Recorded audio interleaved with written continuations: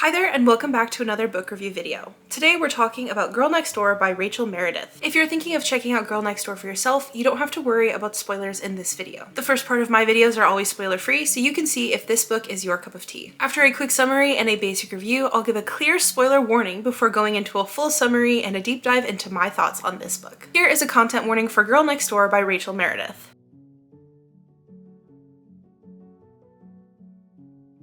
Girl Next Door is the love story between MC and Nora. Both of them grew up in the same small town, but MC managed to leave after high school, moving on to a life in the big city. And she's living that life when she gets some startling news from her best friend. She is definitely the main character in a viral sapphic romance novel that everyone is talking about. When MC returns to her hometown to investigate this and try to figure out what's going on, she ends up reconnecting with the author of the book as well as with her hometown. This book explores themes of authorship, the right to privacy, and also shows us some of the ways that the broader community can react to representation in books. One thing I really liked about Girl Next Door is that I felt that it did a good job of exploring the subplots and the side characters as well as the primary romance between Nora and MC. Pretty much every one of the characters has something to make up for by the end of the book or something they need to apologize for, and I found that it made them all extra likable and realistic. There's something very cozy and nostalgic about this read. Before I give you my rating for Girl Next Door, let's do a quick run through of my rating system. 1 star means I could not finish the book. 2 stars means I struggled to finish, but I did. 3 stars means the book was okay and worth reading. 4 stars means I liked it and would recommend it to a friend. And 5 stars, which is my highest honor, means I would read the book again. I gave Girl Next Door a 4-star rating because I appreciated the romance,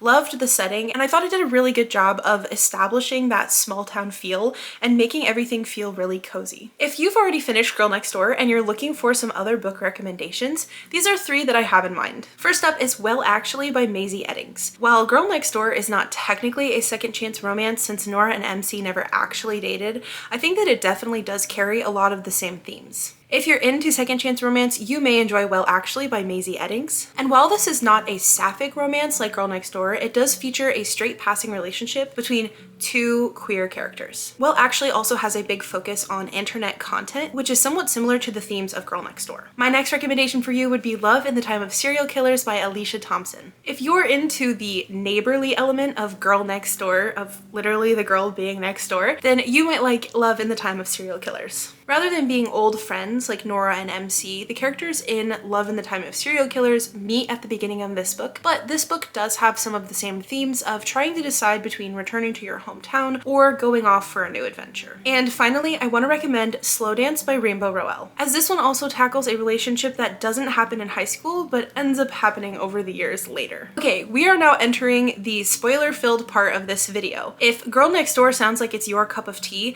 now is the right time to click away, go read it, and then come back and finish the video so you can see if we agree or disagree. If you like the sound of this book but you don't want to read it yourself, no worries, because I'm going to tell you everything that goes down. So Girl Next Door starts with MC living in the city, and she's a freelance copywriter who finds out from her best friend, who works for an online magazine, that the main character of a viral sapphic romance sounds and looks a lot like her. In fact, almost everything in the book mirrors her high school relationship, up to and including the best friend who works at the magazine and the literary club that they belonged to while they were in high school. Her best friend, Joe, pleads with her to go back home and try and figure out what's going on with this, as the author of the book is currently anonymous, and if he can break the story of who it is, he might be able to save his job at the magazine company. MC isn't super thrilled about returning home. She's avoided the place for a reason. She had a huge crush on Gabby in high school, and that's who her brother, Conrad, ended up marrying. Conrad never knew that MC was interested, but she just wants to avoid the whole awkward mess. But out of loyalty to Joe, she ends up returning anyway. On this first visit home, MC runs into Nora in the library, which is where Nora works. Joe assumes that it must be Nora who wrote this sapphic romance about the 2 of them, despite the fact that they never actually dated. When MC sees Nora at the library, Nora is not at all interested in talking to her. But while she's at home, she gets roped into a couple of different obligations. The first one is to dress up in a Winnie the Pooh costume for a reading at the library, and the second is to lead the literary journal meeting at the high school, since the principal is having troubles finding someone to do it. Since MC's brother Conrad is the vice principal at that school, she decides to go ahead and do it as a favor to the administration. The children's reading session at the library ends up being a massive failure when the costume is super creepy, but MC does have fun at the literary meeting, and we get to see some of her passion around that. Her first visit home is cut short, however, when her and Conrad get into an argument, which kind of touches on how they're not that close and how he knows she's keeping something from him about the reason why she's back in town. Back in the city, Joe is pushing MC for more. He really wants MC to spend more time with Nora so that they can develop a story about her anonymity and being the author of this novel. MC has her reservations about this. She's worried that by doing it, she might kind of cross a boundary with Nora, considering the fact that they weren't actually dating in high school and have not kept in touch since. However, Joe shares with MC that he's really worried about his job and is also worried that other people in the office might be let go too if the magazine can't come up with a really good story. So MC agrees to go home for her birthday weekend, and while she's there, she sees Conrad, her brother, acting kind of weird with his boss and the principal of the school, but she just kind of brushes it aside. And then MC and Nora go out together to get pizza for MC's birthday. The two of them are definitely growing closer, and while they're out to get pizza, Conrad and the principal come in at the same time. MC starts to kind of freak out a little bit because she's like, I don't want him to see me here, and so of course she and Nora hide MC's face by kissing. They don't really talk about the kiss after it happens, with the two of them returning to their respective sides of the booth. MC goes back to the city, and Joe is still pushing her, saying that it's really important that they make this story happen. So when MC goes back to her hometown for Thanksgiving, this is when they have a big get together and a lot of stuff starts to hit the fan. Gabby announces to everybody that she and Conrad are pregnant, and while everybody is happy and celebrating, MC can definitely tell something is up with her brother. After the big gathering, Nora comes back to MC's place and the two of them end up sleeping together. MC wants to talk about it, but Nora pushes her away, saying that it's over and done and she doesn't want to rehash it. MC has been struggling with this whole thing. She's been getting closer and closer to Nora while spending time with her and doesn't want to cross any boundaries, but she also wants to help Joe and help him keep his job with the magazine. While back in the city after Thanksgiving, she comes up with an idea that she thinks will allow her to do both, to write an article about Nora's identity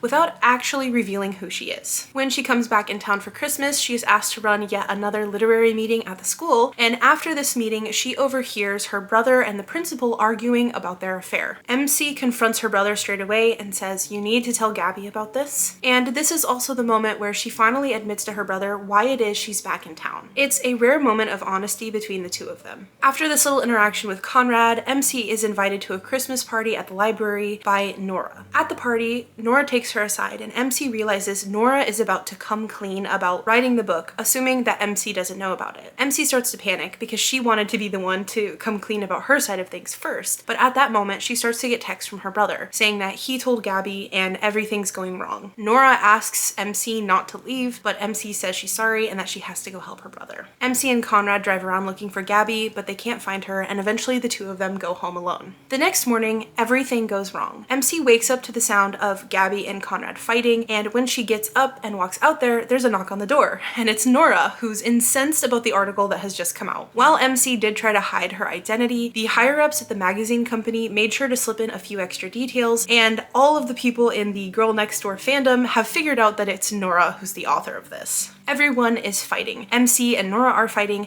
Gabby and Conrad are fighting, and this is also when MC's previous crush on Gabby comes out. Conrad and MC get into a fight after this, and he takes her to the train station, sending her back home to the city. Back in the city, MC is feeling pretty depressed about all of it, and doesn't really want to do anything, but Joe manages to drag her to a party. MC decides to head back to her hometown, and she and Conrad are able to spend some time together. Conrad is trying to apologize to Gabby and trying to work on their relationship so they can get back together, especially since the two of them have a baby on the way. When MC runs into Gabby at the store, Gabby forgives her and says that Conrad told Gabby about how MC insisted that he come clean to her straight away. Later, MC makes contact with Nora, who engages but is still furious with her. At the library, there are a bunch of protesters calling Nora a groomer and saying that a lesbian shouldn't be allowed to work at a public library. MC kind of goes to bat with these people and ends up getting hit by one of them, which results in another little scene between Nora and MC, where Nora is obviously still upset with her, but willing to talk. Nora admits that she probably shouldn't have written MC into her book without permission, and MC obviously knows that she should not have released the article that doxed Nora. MC gives up her apartment in the city and decides to move back home full time, so she can be there when Gabby has the baby and be there to help out the new parents. Nora, meanwhile, has decided to help her parents sell their house. Her parents are back home, and wanting to get some space from them, she comes over to MC's, which gives them another opportunity to talk. They start to spend more time together again, going sledding and going to the movies, and Nora tells MC that her book has been optioned for a movie and she's been invited out to LA to help with the script writing. In a somewhat surprising move, Nora asks MC to come with her out to LA, but MC has kind of realized that her place is in her hometown.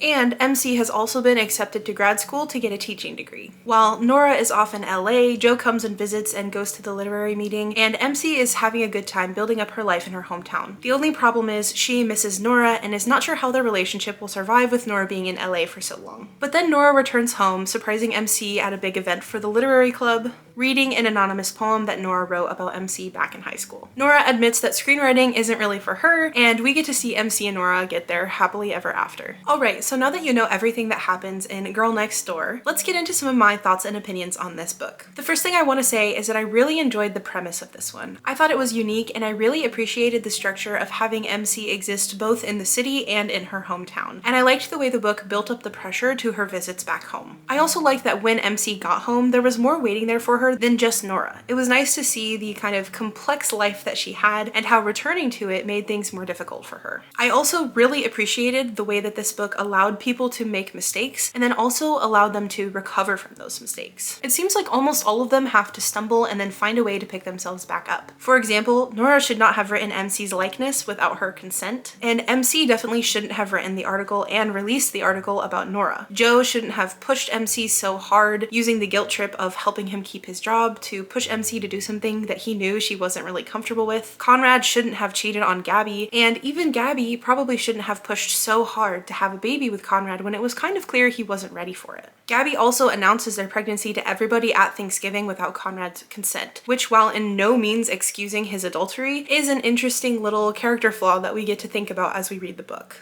It makes all of the dynamics between the characters feel so realistic, with the relationships being good overall, but definitely having their little stumbles that just make everything feel more real. Another element of this book that I kind of appreciated as a little bit of a deviation from the norm was how MC's ultimate journey was to return home and to seek out a dream that's different than what she thought. I think if you've grown up in a small town, you know the pressure of wanting to leave and get out, and sometimes it can feel like that's kind of the only option for having a real life. Regardless of how you feel about that, it is kind of refreshing to see a character exploring her options and coming to terms with the fact that for her, staying in her hometown, at least for a while, is what's best. For critiques, I'm gonna start with something that's kind of silly and trivial, but I did not like MC's name. Every time that I read it, I just heard main character in my head, which made it very difficult to get into the story. MC actually stands for Misha Celeste, and I kind of wish that the book had just gone with like a full name rather than those two letters, just because I kept hearing main character over and over in my head. Then again, it could have been very intentional to have MC also stand for main character when she was, in fact, a main character in Nora's book. I can see how that could be like a function of that, but ultimately I think I would have enjoyed it more without that little piece of symbolism and with just a regular name instead. Additionally, while the romance between Nora and MC was okay, I wish that there had been more done to capitalize on the tension between these two characters. I really liked the scene where Nora finds out about MC's article and MC ends up falling down into the snow because it feels really dramatic and heightened, and I think that the story could have done with just a little bit more high tension moments like that. I wish that there was just a little bit more push and pull between Nora and MC. And also, just as a side note, as a personal preference, I'm just not a huge fan of the kind of public sex that takes place in this book. So if that's something that you may not enjoy either, I would definitely kind of think about it or avoid this one altogether. If it's something you're into, I guess it's better to like read it in a book than to do it in real life. But I wanted to add this takeaway in here. Please do not repeat their actions in the movie theater, because the people in the movie theater cannot consent to being in the room with you while that happens. Other than those kind of minor things, I really did enjoy this one and thought it was a good kind of cozy sapphic romance with strong themes and really good tension between the characters. All in all, I really liked this one and I would recommend it to you if you're a fan of slow-paced romance. As always, you can find the links to any of the books that I mentioned in this video in the description. And thank you so much for watching.